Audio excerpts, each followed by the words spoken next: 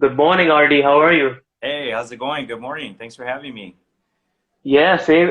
Thank you so much for taking the time and joining the Fit Geek show. How's everything in California?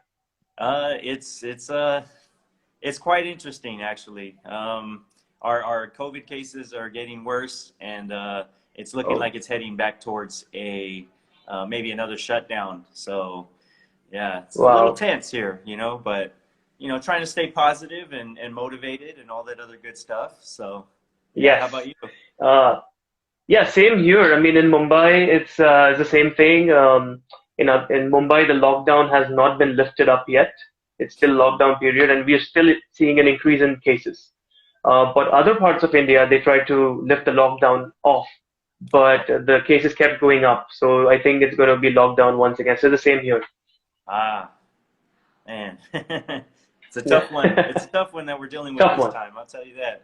Yes, yes, exactly. Yeah. So Artie, I'll quickly introduce you to our audience. So welcome everybody to the Fit Geek Show, and today we have a very unique guest. So every week or every time I do the show, I get someone who can share their experience in terms of fitness or fitness research or their own experience or journey of fitness. And I heard Artie's story on Ryan Tillman's podcast. I saw your YouTube video, and then I directly contacted you and asked you whether fitness was a part of your life when you evolved, when you were imprisoned. And I'm so happy and so sort of yeah, glad that there's a person like you. Not everybody comes out and talks openly about their life like this. Yes. So I really want to congratulate you on that because that requires a lot of courage and it takes a lot of willingness. Yeah, I appreciate that. And you're right. And I made a decision some time ago to step out front and just sort of own the space. I feel like quite often individuals like myself are made to walk around with this scarlet letter pinned to their chest, so to speak. And I decided, I feel like there's empowerment in owning your story and not necessarily submitting all the way to it in a way that just diminishes or limits yourself. So ever since I have been out front about it, I feel that it's impacted many people. It certainly affects my community. And I use it in mentorship and my own personal growth as well. So what interested me about your contact was that you were the first person who's ever asked me specifically about physical fitness as a coping mechanism in those environments. No one's ever asked me Yes. that. So it was so interesting that I was like, I got to jump on this subject. I got to talk about this because it's so Yes. huge. Yeah. Yes, because I can relate to this because I was an international student in the U.S. and as soon as I graduated after my master's, I was desperate to look for a job. And I was in Ohio that time, in Bowling Green, Ohio, which is close to Toledo. And one of the jobs that I applied for was in a prison facility. So yeah, as a recreational manager or something like that, I would like help them create recreational activities and monitor their gym activities and make them play sports and stuff like that. So I went for the interview, and the people there they just gave me a look because I'm a little big for an Indian guy, but compared to African Americans and white Americans, I'm nothing. So so they're like okay, and they interviewed me, and I think within a week they rejected me. So Right. Nice. yeah. Yeah. So that's when I came to know that, in the prison as well, they have a lot of fitness activities happening there. So in India, I don't think it's as much as America, but in America for sure, fitness is given importance within the within prison areas. Yes, it's a significant part of life in prison. So I'm glad that we're Right. having a conversation. Yes. Oh yes, me too. I'm so excited. And so, Artie, please tell us a little bit about your background, your childhood, and how you got sentenced to life imprisonment as a juvenile. Okay. So I'll keep it brief, but the brief story is Yes. that I I was raised in an environment in California that was low income, and it wasn't very it didn't offer as many opportunities as one would have in other areas. And I went through a lot of personal trauma and experiences throughout my childhood. Um, and I talk about this often, but I did have my grandmother. She passed away when I was 13 years old, and she had been a very positive, bright spot in my life at that time. Essentially, the bright spot in my life at that time. She passed when I was 13, and it was at that point that I really started to, I want to say, devolve. Like I just started to regress and go back. And I really felt like I was hopeless.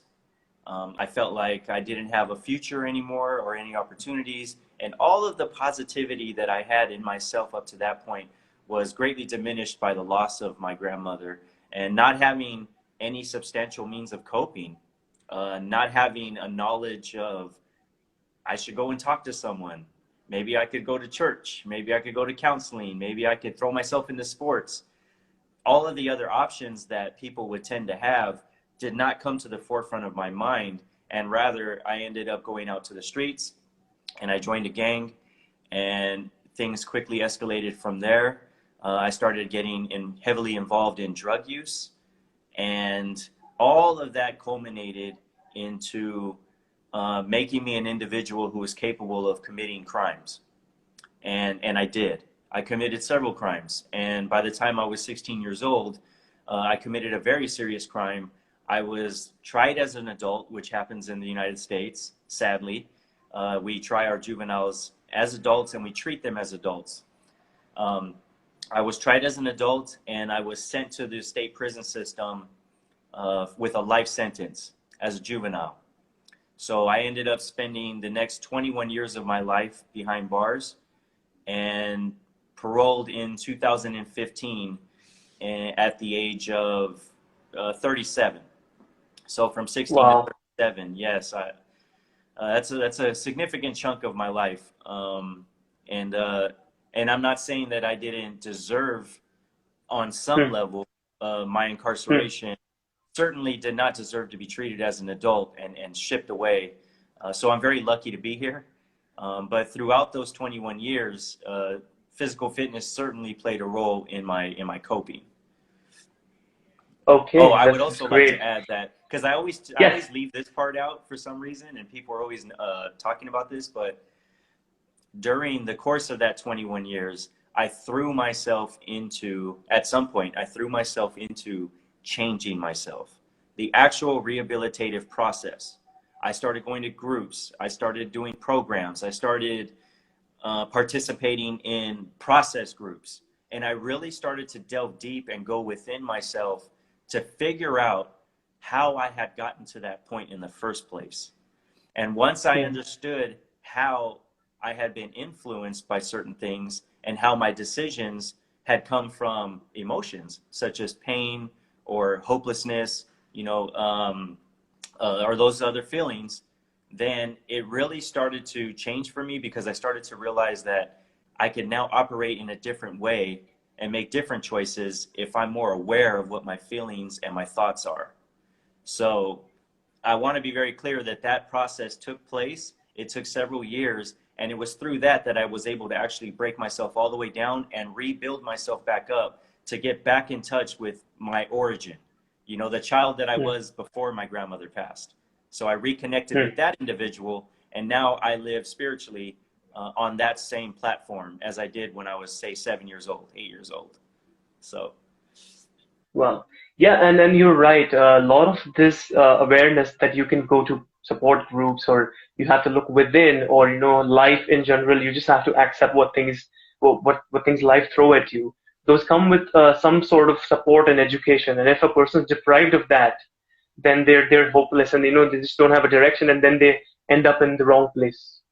yes, absolutely. Yes, And a lot of the and individuals that I mentor to this day have gone through similar experiences or are currently going through those similar experiences.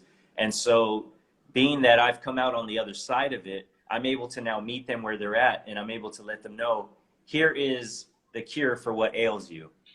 Here is how hmm, you also navigate your way out of this wilderness and back to the person that you are, that you genuinely hmm. are. Yeah. But that's my Yeah, that's story in a completely. nutshell. Yeah, for sure. Um, so how many years did you spend in normal prison, and how many years did you spend in solitary confinement? Because I'm aware that you did spend a huge chunk in solitary confinement. I did, yes. I spent a total of 21 years in prison, and it was probably about 7 or 8 of those years, 7 to 8 of those years that I spent in solitary confinement in Pelican Bay. Pelican Bay is a very notorious prison in California, and Yes.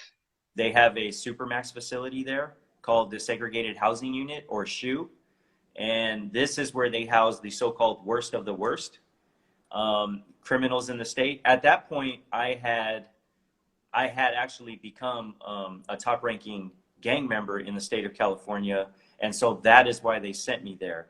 And Oh, and I ended up spending a total of 7 to 8 years in that place before I made the decision to change my life.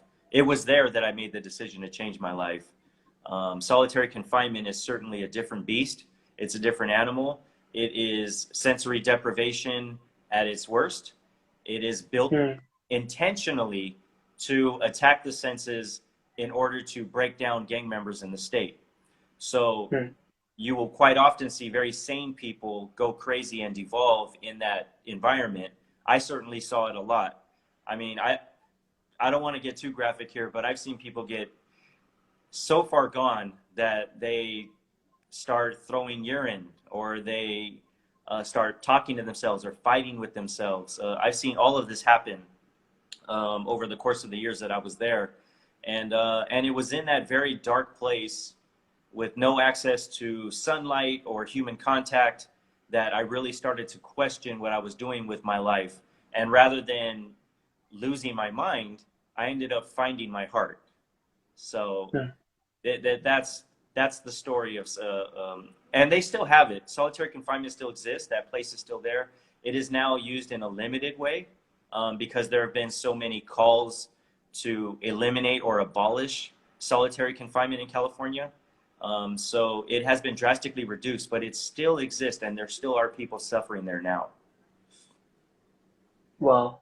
I mean, I can totally imagine people going crazy there because during Yeah, this lockdown phase, there are so many people who were facing depression and, like a lot of mental health problems just due to this lockdown. So yeah. imagine not even being around a human being for 8 years. I mean, it's quite a lot to deal with. It is. I mean, if you think about the quarantine and individuals right now who are, they call this a lockdown, and it's just, it's not funny, but it is in a sense to guys like myself and women like myself who have Yeah. gone through, because this is really not a lockdown, and it could be a lot worse.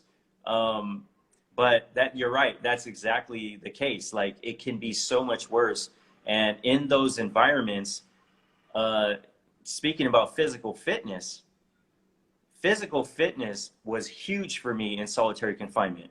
It was, if it wasn't the number one reason, it was at least number two, but it was probably the number one reason how I Hmm. maintained my sanity, how I broke up my day.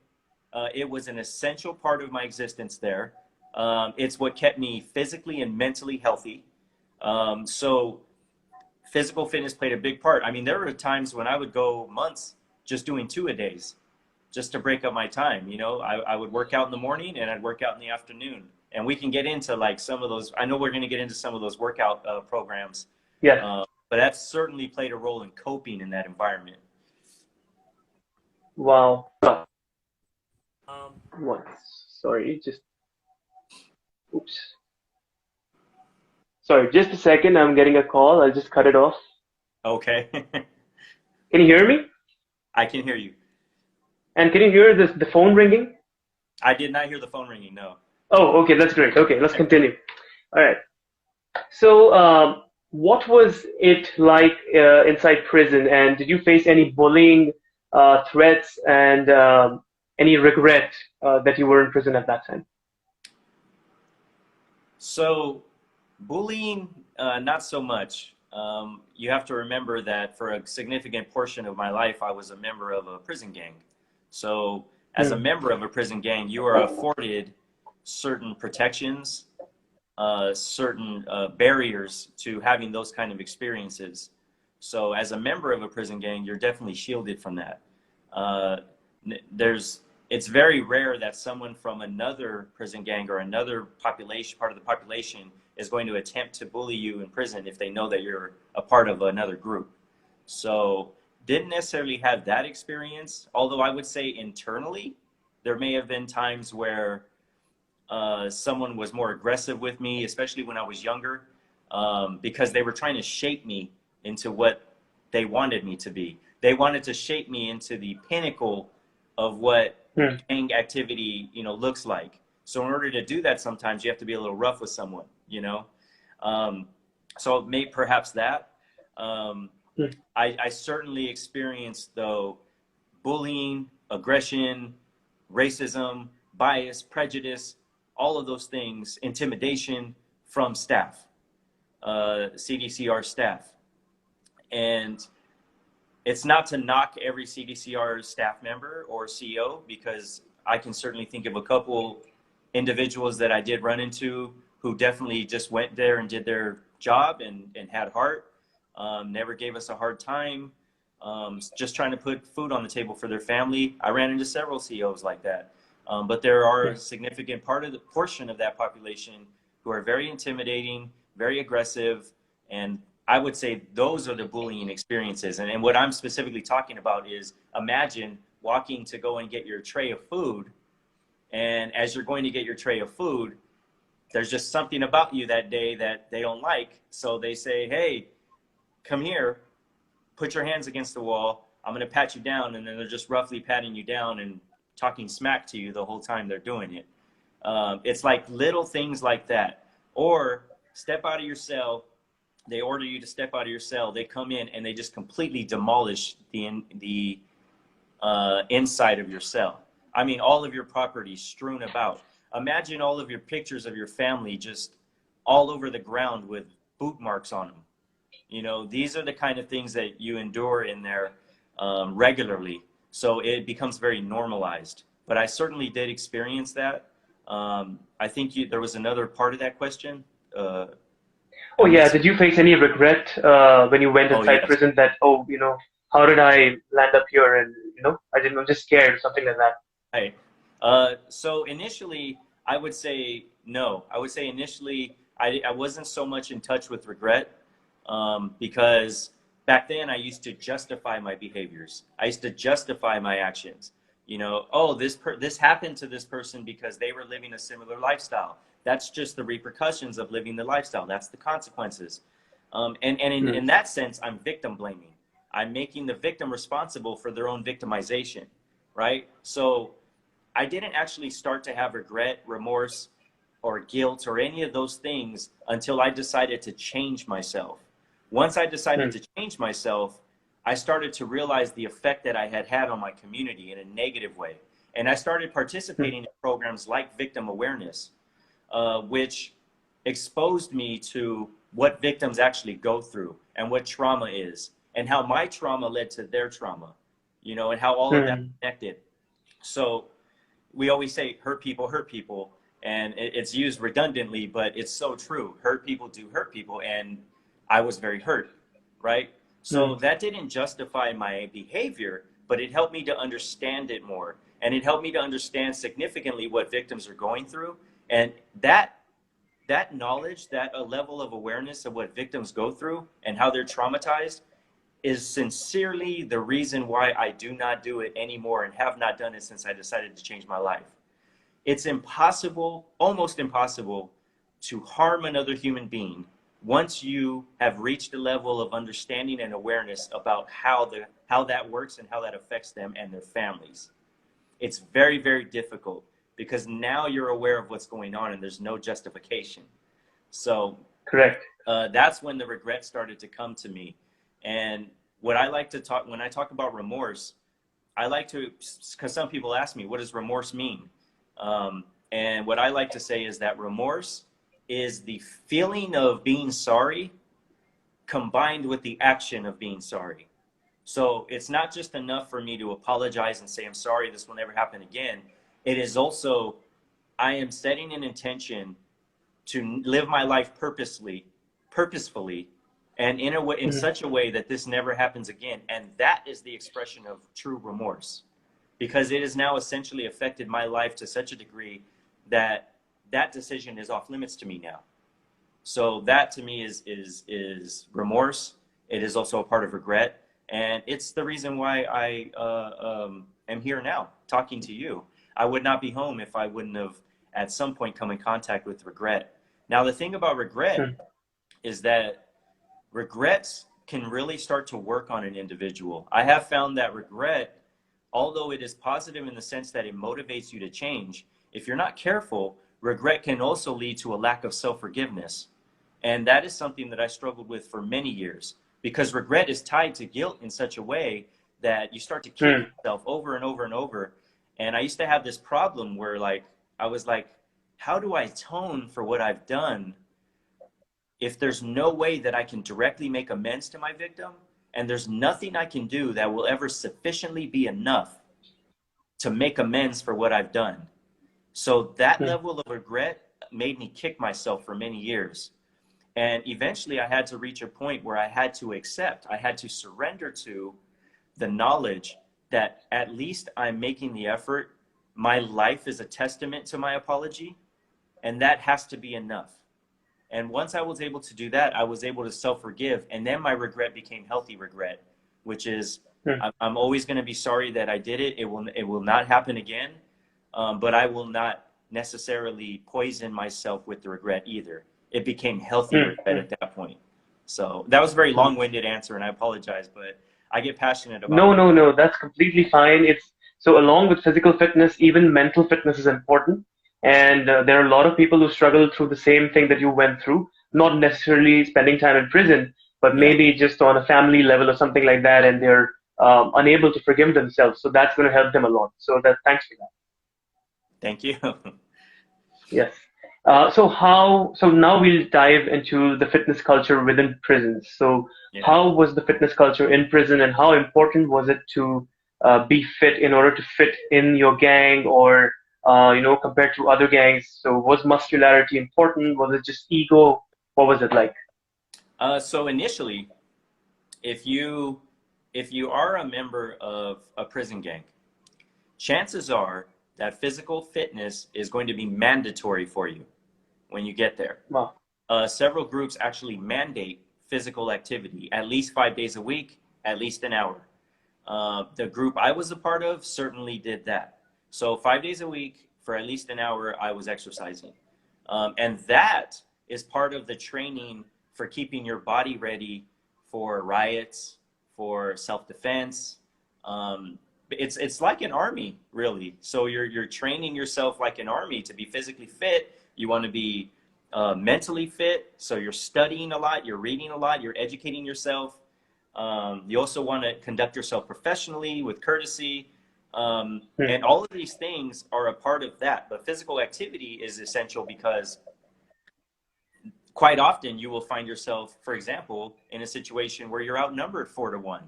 So how are you Wow. expected to, yeah, how can you defend yourself 4-1 if you're just eating chips all day and you're not working out and you're just gaining weight? Chances are you're going to get very hurt in there.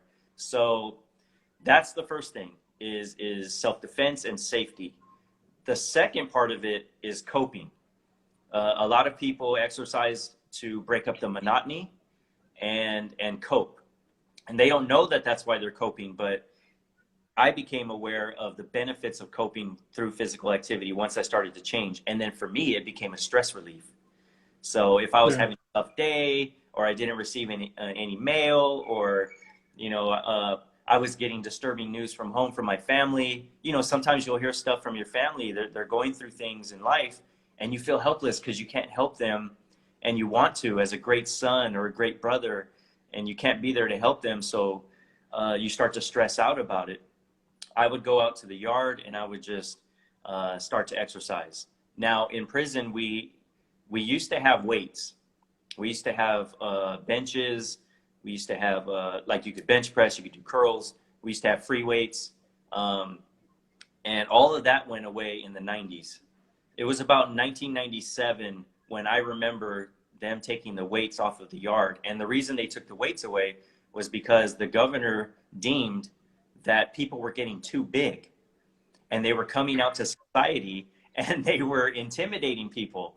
So that was literally the justification that and it's true, there were a lot of people in there who were 6'6", 6'5", 300 pounds, and they're just pure muscle and they're covered in tattoos, right? So yeah, these guys are squatting Wow. 500 pounds. They're bench pressing 500 pounds. These were very big men.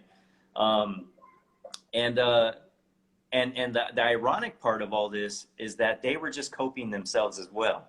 It really wasn't what the governor was saying. It's just these people were breaking up the monotony and they got into physical fitness. Like they really got into it. It became a passion for them.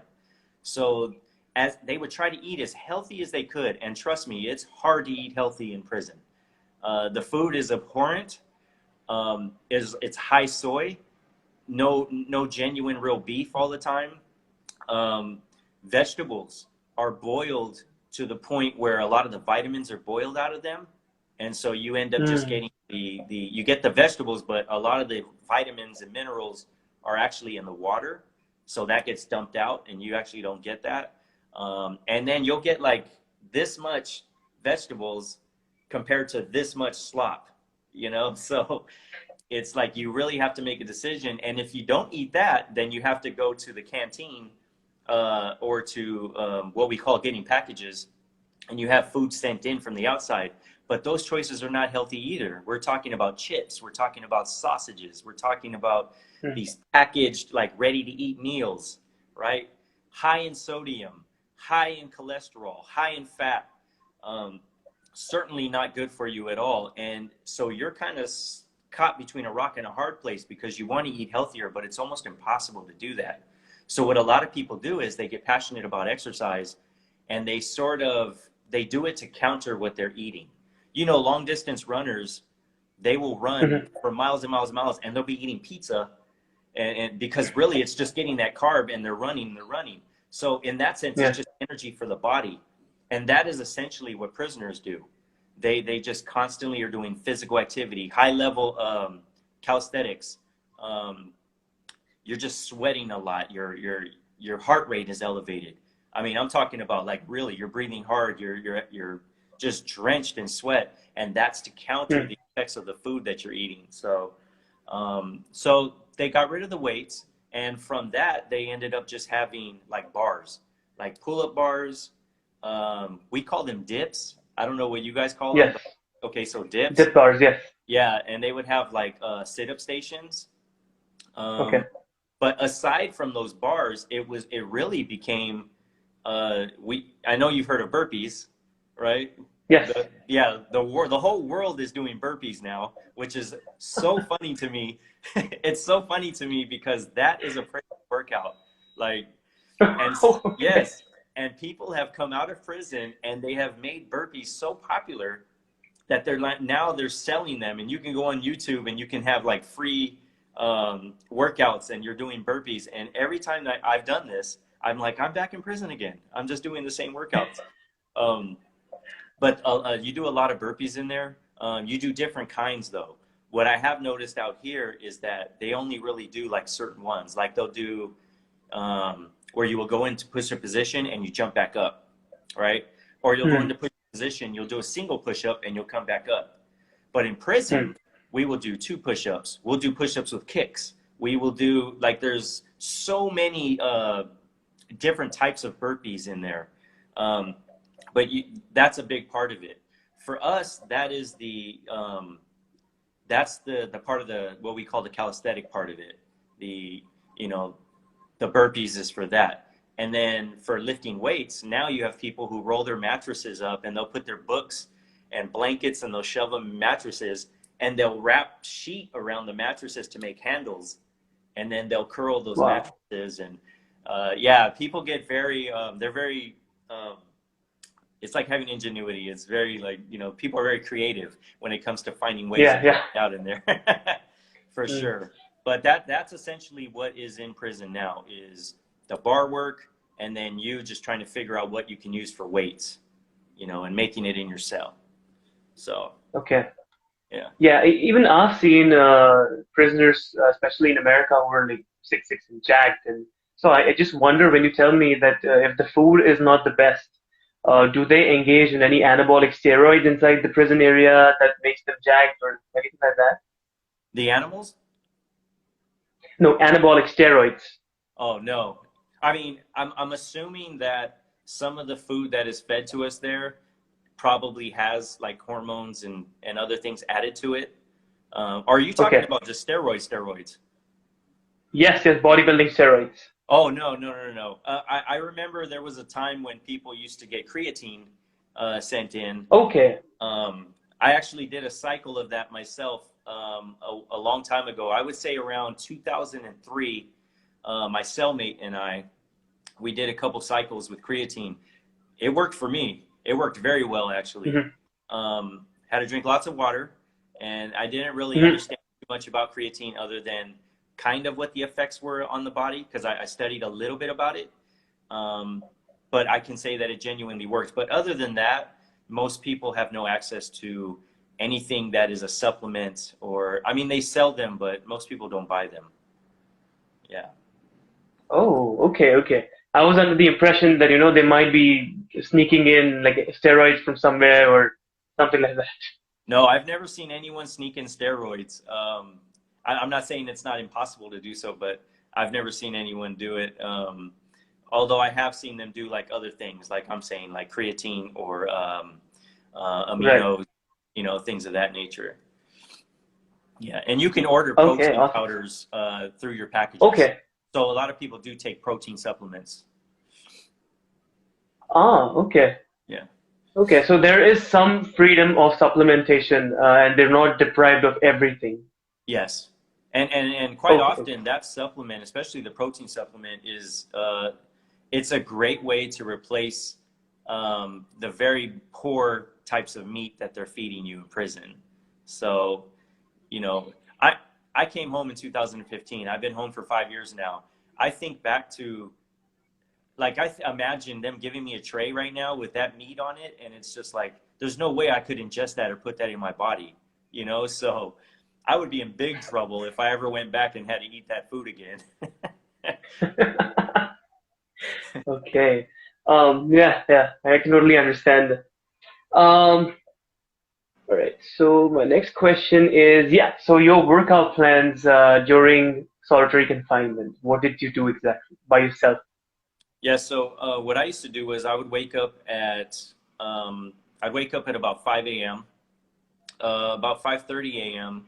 I would start doing burpees, and I would do a lot of burpees, push-ups. Um, we have different names for what I see people doing these same exercises out here, but we had different names for them. Like we have mountain climbers, and I don't know that they call those that out here, but that's you're in push-up position and you're kicking your knees up to your Yes, chest. yeah, the same, yes. Right, like bicycling on the ground. Yes, yes. Okay, so like I would do about 30 to 45 minutes of that high intensity, high level activity. I'd get my heart rate up, and then I would either call it and say this is it until the afternoon, or I would from that point I would create my weights. I would wrap up my mattress, and I would start to do my curls or back arms because you can wrap up your Hmm. stuff. You put it in a pillowcase, for example, and then you're just coming behind and you're working out your triceps in the Triceps. pillowcase.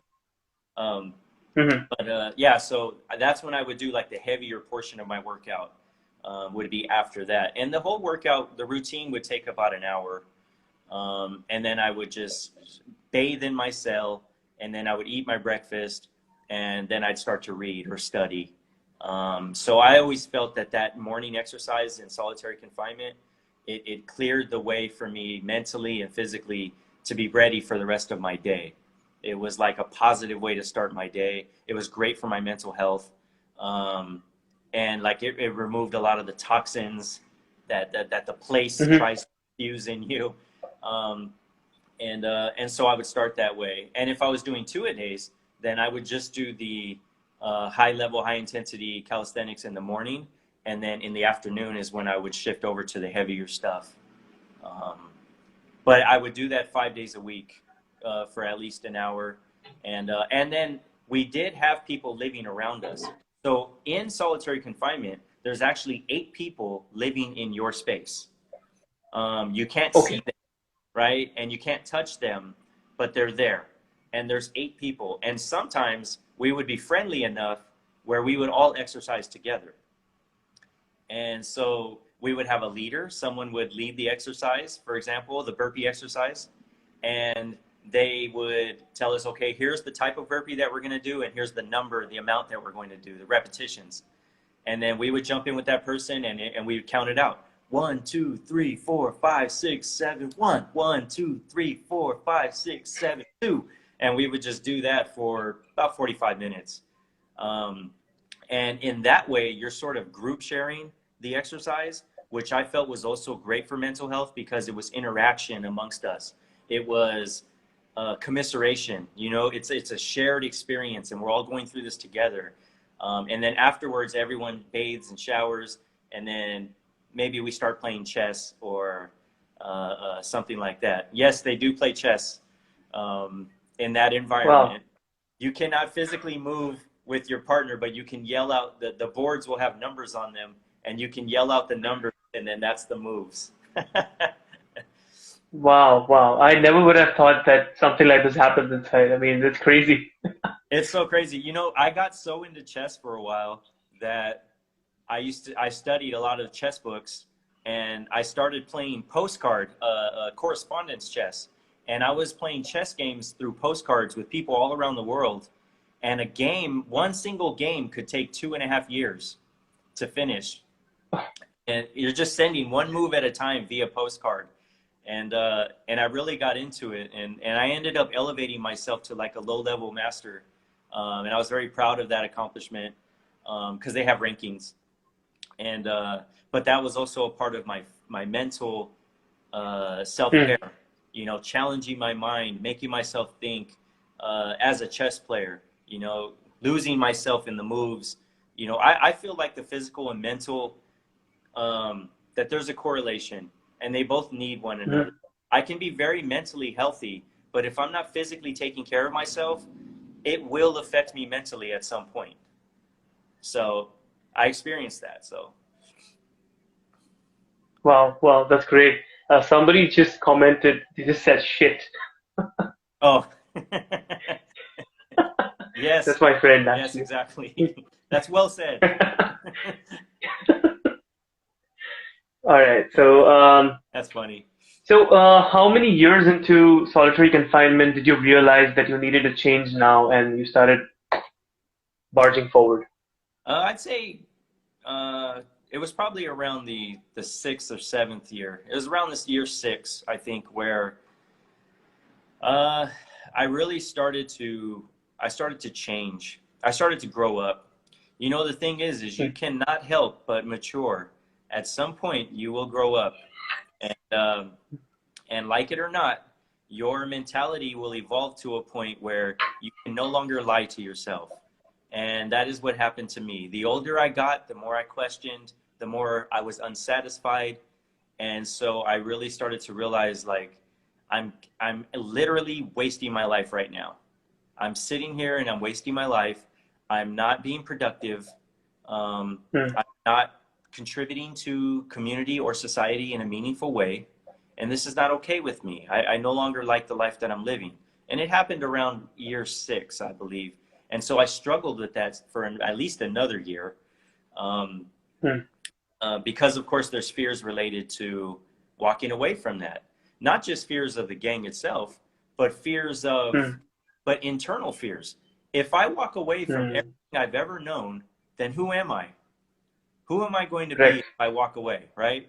Like, you really struggle with that, and there's this a level of comfortability in being a part of something for so long that even though it's negative, at least you know what you're a part of, and you have a sense of Hmm. identity. When you are faced with walking away from that, it's devastating, and it's very difficult. That was more of a barrier to me walking away than the gang was my own mental block, my own fear, Hmm. right? So once I was able to get past that, then I made the decision. I walked away, and that was around like year 7 or so. Um, and that's when I said, you know, enough is enough. I've grown out of this. This no longer suits me. I'm smarter than this. Not to toot my own horn, but like there's a point where it's like I was meant to do better things, greater things, you Hmm. know. So I walked away from that. My physical activity did not end there, but my mental change did. It that's when it happened. Yeah. Okay. Awesome. I know. In yoga, yeah, are you aware of yoga? Oh yeah, I do hot yoga out here well before the quarantine. Yeah, a big fan of hot yoga. Okay. Okay.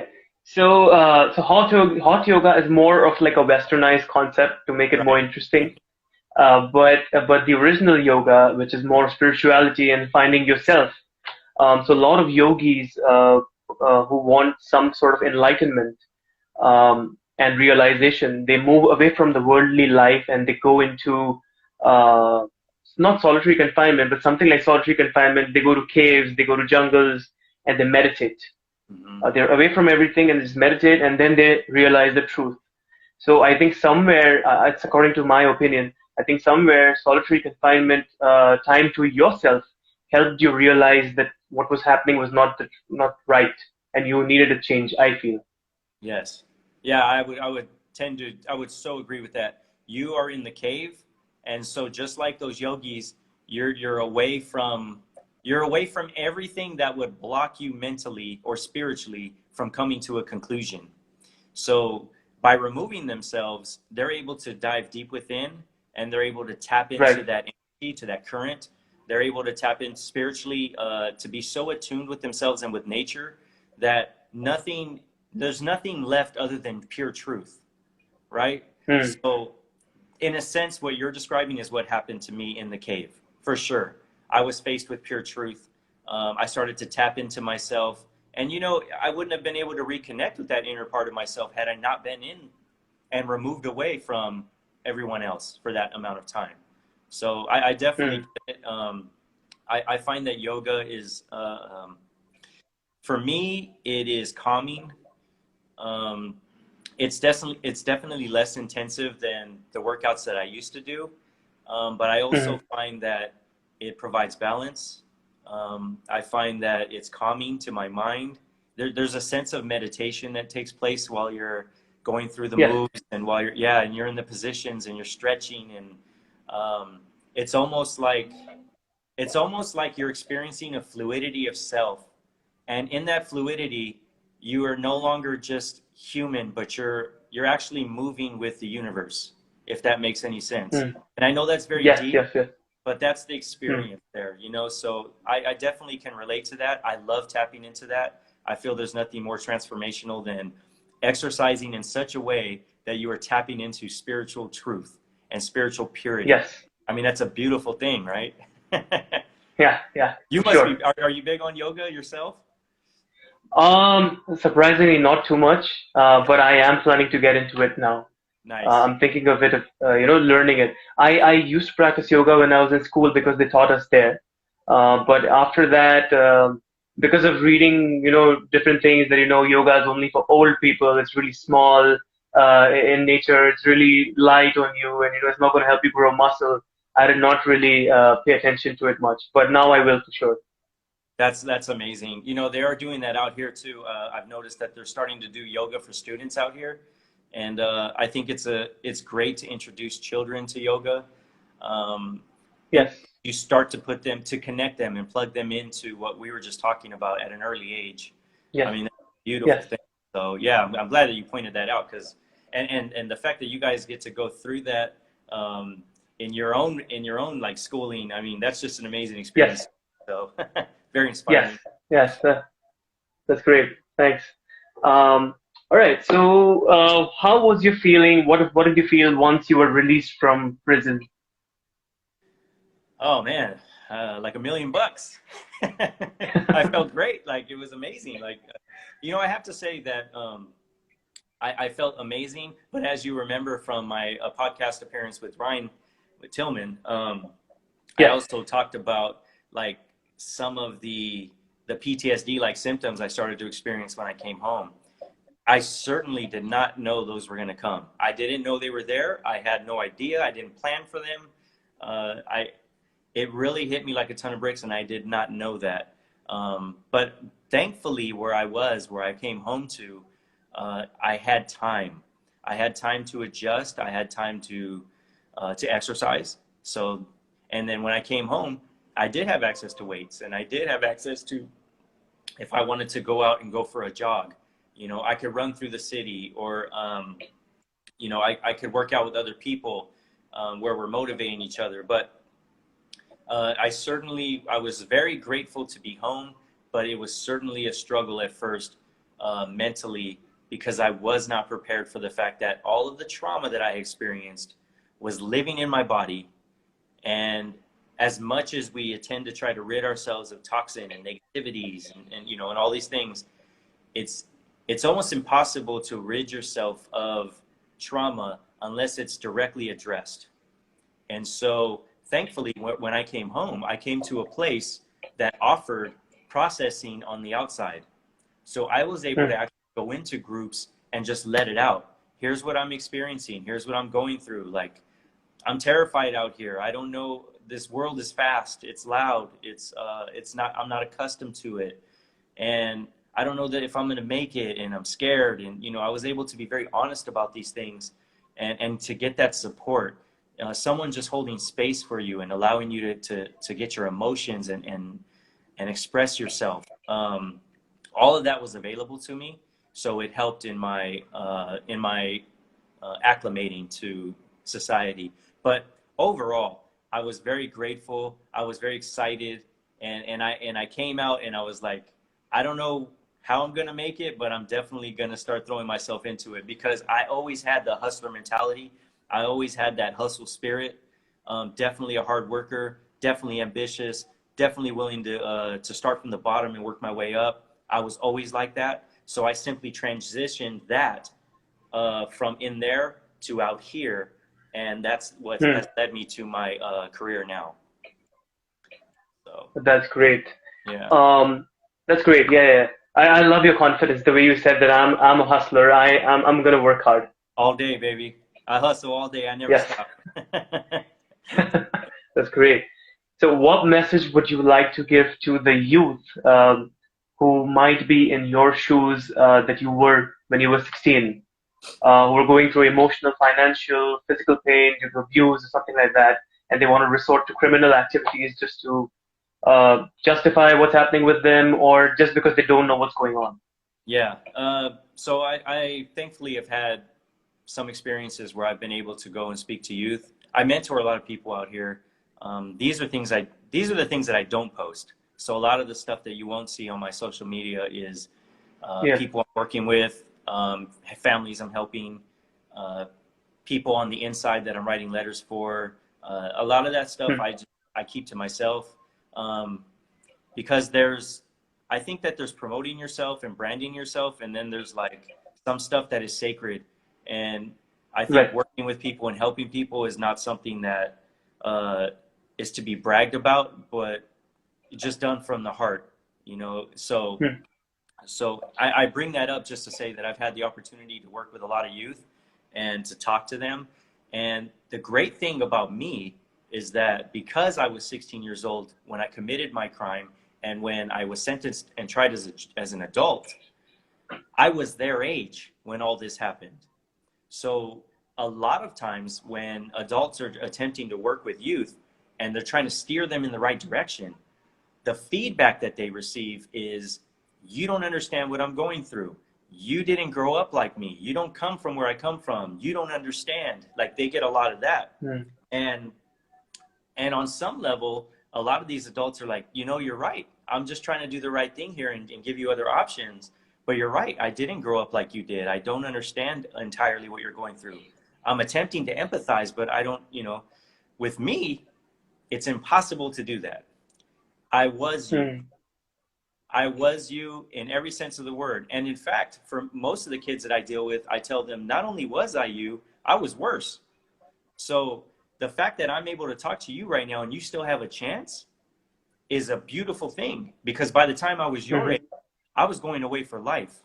So once I tell them that, I reach them in a different way, because they connect to that in a way. You have to understand that these youth, a lot of times what they connect to is, it's almost a fear and a respect of someone who's been through it, or what they feel is like a big homie, right? So yeah, you're someone who's, wow, this person's, you've been there, you've done that, you know, and it's that awe that, although I would never promote that, I would say that it is useful in the sense that it connects me enough to where they will now listen to what I have to say.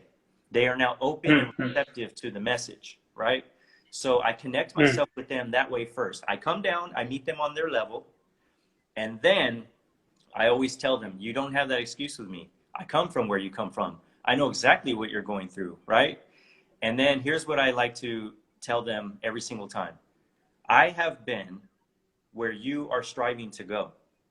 I've been at the top of what you think that you're going to achieve later in life. And let me just tell you, it's not worth it. You get all the way to the top and you realize it was a complete waste of time. You're going to be very disappointed in what you find up there. It's just simply not worth it. If you actually stopped what you're doing now and actually started to apply yourself, shift that hustle mentality over to something positive, like producing or being a manager or a supervisor, going to college. By the time you're my age, you could be retired as a millionaire. It's completely possible if you do that now, if you make that change. But I'm telling you, in the end, and this is what I always tell them, it is inevitable that at a certain point you will get to where you're going. And when you get to be my age, no matter what, you're going to say, this is ridiculous. I'm done with this. I'm out of here. It happens to everybody. Trust me, no prison gang members reach retirement age. Everyone walks away. At some point in time, everyone calls it quits and says, I'm done with this. And why is that? Because you cannot fight with truth and win for that long. Eventually, truth wins out and you see the truth. And so what I try to tell these kids is just realize the truth now. Don't wait 20 years like I did. You know, see the truth now, and you have so much potential and you can do such great things in life. And I have to give them credit. A lot of these kids do listen. They still end up going through stuff that 18-year-olds and 19-year-olds and 20-year-olds go through, right? Some of them get themselves in a little bit of trouble. But ultimately, they tend to hear the message and they're like, okay, you know, maybe I'll think about like getting a job then, you know, and then also a lot of these teenagers are parents already. You know, a lot of them already have kids. And so, yeah. And so what I like to, when I run into that situation, it becomes a question of, is your child less important to you than your lifestyle? Because if you're, and if it is, who's going to raise your child? What I like to point out to them all the time is, who's going to be the stepdaddy? Who's going to be the stepdaddy that raises your kid and is with your girlfriend? And they'll be like, oh, hell no, that will never happen. I'm not going to ever allow another man to raise my child. Really? Because the plan that you have right now is that. That is your plan, right? Your choices are making that the plan. So in order for you to be a father and to be in their life and to be in her life, that does not line up with this lifestyle. So you have something to think about, don't you? And a lot of times that's where I connect with them as well. So, bro, I love the youth. I was the youth.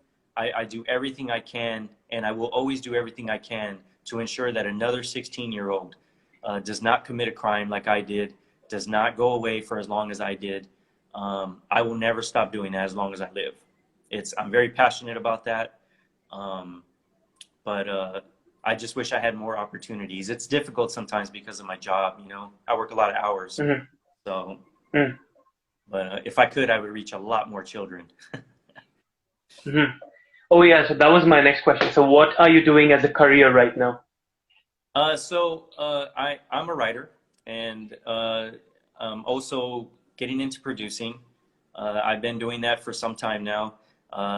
And as you learned on the podcast, I'm also starting to develop my own brand around being formerly incarcerated. Like I said, owning the space. I'm developing a series called Lessons from a Lifer, and which I explained on the podcast. My thing is, I want to, on behalf of everyone I've ever known who's incarcerated, I want to represent the counter or the anti to what people think of when they think of formerly incarcerated individuals.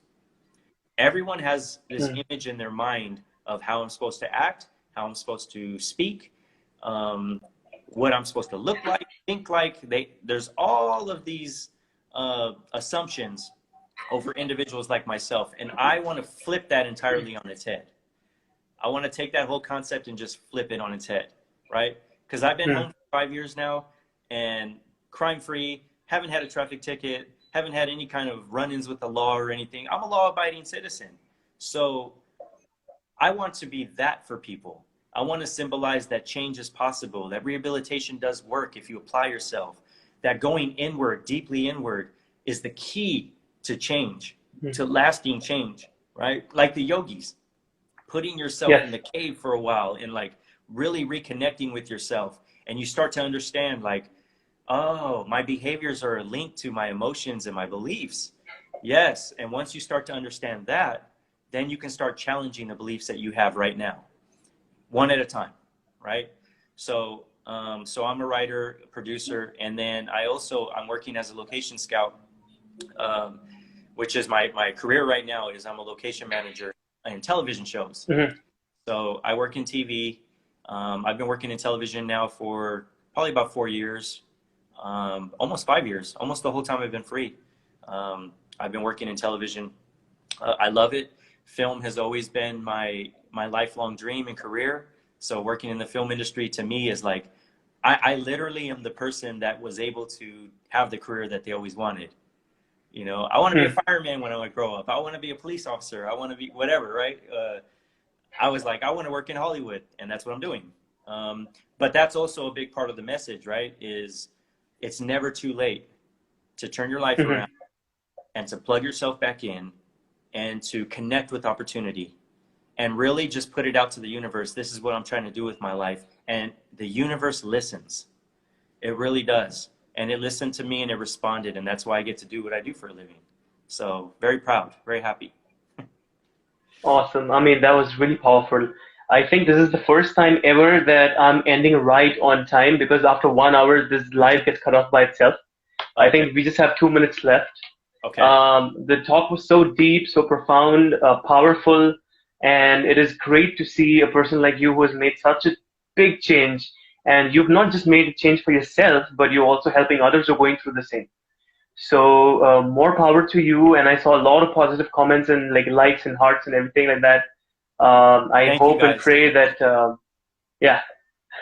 I hope and pray that you get more opportunities to help more people and also to succeed in your own career. Thank you so much. I want to say thank you to you for the invite and to everyone who has tuned in here. And then just one last note about physical activity. That is one of the best ways right now to deal with quarantine and lockdown. Get out and walk, get out and hike, go move your body. It helps you mentally to know that you can move your body to make you feel less trapped during these times. And I love you guys. Thank you so much. Awesome. Thank you so much, Artie. And I hope you stay safe and have a good day. Likewise, brother. Thank you. I'll talk to you soon. Yes, for sure. Bye. All right.